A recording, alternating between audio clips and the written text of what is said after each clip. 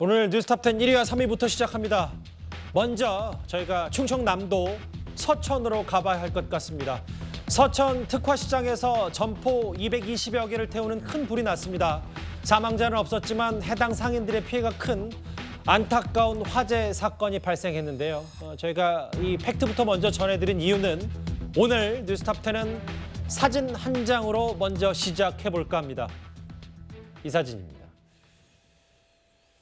오늘 오후 이 화재 현장, 윤석열 대통령과 한동훈 비대위원장, 오늘 굉장히 추운 날씨였습니다. 눈이 오는 이 와중에 한 위원장은 윤석열 대통령을 보고 허리를 90도 이상 숙여서 폴더 인사를 했고요. 보시는 그래도 윤 대통령이 오른손을 내밀어서 악수를 청하는 모습, 오늘 이 사진이 주는 의미가 간단치는 않을 겁니다. 대통령과 집권 여당의 수장이 오늘 오후 이 화재 현장에서 정면 충돌 이틀 만에 조우를 했습니다. 그러면 이 사진이 주는 의미부터 먼저 저희가 하나하나 짚어봤고요. 영상 확인해 보겠습니다. 두 사람 만남 어떤 장면들이 연출됐는지 직접 보겠습니다.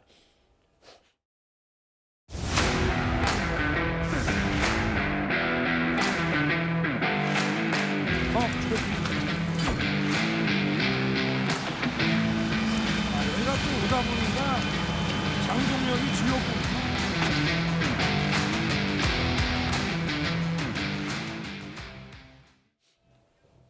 영상과 사진으로 시작을 해봤습니다. 한동훈 위원장이 한 15분 정도 기다렸다고 하더라고요. 눈이 오는 와중에 윤 대통령을 만나자마자 90도 인사했고 윤 대통령 어깨 툭 치면서 악수를 청하는 모습. 그 예정된 일정을 조정해서 화재 현장을 방문한 윤석열 대통령인데 일단 이현정 의원님, 네. 크게 보면 봉합이 된 겁니까? 숨고르기가 됐어요? 일단 봉합이라보다는 임시봉합으로 봐야겠죠. 사실 어제 저녁과 오늘 정도에 윤 대통령과 이제 한동훈 위원장이 만날 것이다라는 그런 견해가 있었습니다. 그래서 아마 양측에서 일정 정도 이제 조율이 있었는데 그런 상황에서 이제 지금 서천 이 화재 사고가 났지 않습니까? 그래서 이 지역이 아까도 이야기했지만 그 장동혁 사무총장의 지역구입니다. 예. 보령 서천 지역구이죠. 그러다 보니까 오늘 오전에 원래 이제 한동훈 위원장은 당 사무처 직원들을 격려하는 그런 방문을 하기로 했어요. 그 이유도 당을 내가 챙긴다라는 것들을 이제 보여주기 위한 하나의 행보였습니다.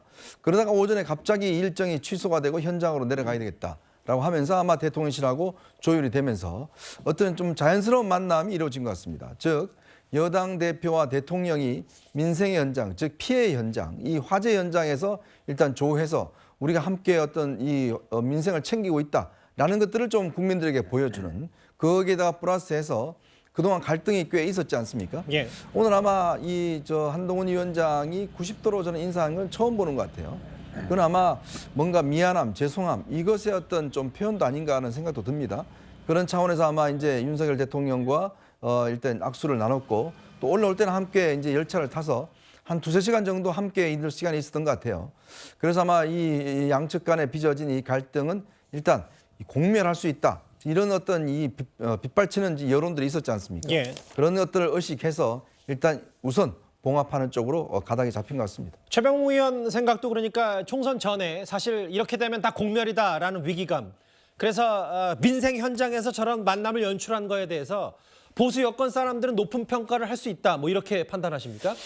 그거야 당연하겠죠. 근데 문제는 이제 봉합의 모양을 어떻게 갖추느냐 이거일 텐데, 저 이제 갈등의 핵심 내용은 결국 그 김건희 여사 그 명품백 문제, 그다음에 이제 일부 한동훈 비대위원장의 사천 논란, 이건 이제 대통령실의 주장이긴 합니다만, 예.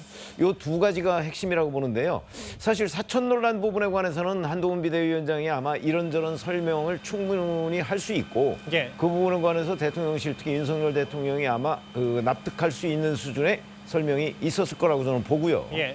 근데 이제 문제는 김건희 여사 명품백 문제는 뭔가 하여튼 설명을 했을 텐데 그 부분에 관해서 과연 납득을 할 수 있었을까? 왜냐하면 그 부분이 어찌 보면 이 충돌의 본질적인 면이거든요. 예.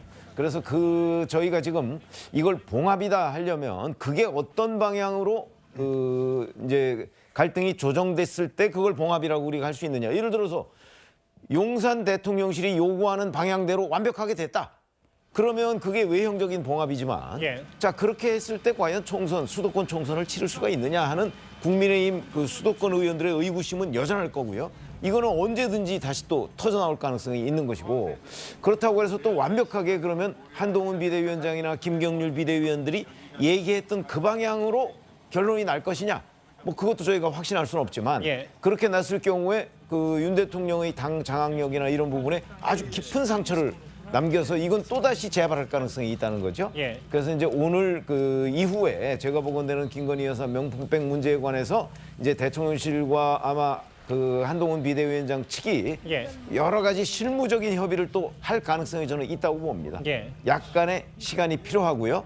저는 적어도 윤석열 대통령과 한동훈 비대위원장 간의 갈등은 해소가 됐을 텐데 명품백 문제는 아마 조금 시간이 필요할 것이다 이렇게 판단이 됩니다. 두 분 모두 다 임시 봉합 정도다라고 논평을 해주셨고 15분 정도 한동훈 위원장이 저렇게 오늘 눈도 많이 내렸고 유독 한파가 몰아친 오늘 화요일 오후에 화재 현장에서 이렇게 윤 대통령을 기다리는 모습까지 카메라에 포착이 됐습니다. 귀도 많이 시려웠을 텐데요. 근데 소정숙 국장님, 90도 인사에 대해서 여러 가지 정치적 해석들이 많이 나왔어요. 한동훈 위원장의 저 인사. 근데 이제 야권에서는 이걸 마치 한동훈 위원장이 윤 대통령에 굴복한 건 아니냐. 일부 야권에서 그런 논평을 했던데.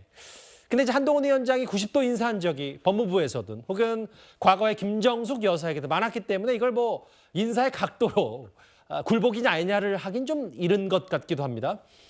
이게 뭐 여러 가지 이제 메시지, 이미지를 우리가 평가할 때 어떤 장소에서 어떤 행동을 하느냐 이런 것에 대한 의미를 부여를 하는데 똑같은 과거에 한동훈 비대위원장이 똑같이 이제 90도 인사를 했다고 하더라도 오늘의 90도 인사와는 해석의 결과가 좀 다른 거죠. 예. 네, 오늘 같은 경우는 일단 그 90도 인사가 보여주는 상당히 상징적인 장면이 최근에 어쨌든 윤 대통령과 한 위원장 사이에 상당한 갈등이 있었기 때문에 그 인사의 각도를 통해서 이제는 한동훈 위원장이 그러면 윤 대통령에게 이제 다시 무릎을 꿇은 거구나. 뭐 이렇게 이제 정치적으로 어떻게 뭐 해석하는 것은 충분히 그런 얘기가 나올 수 있는 상황인 거죠.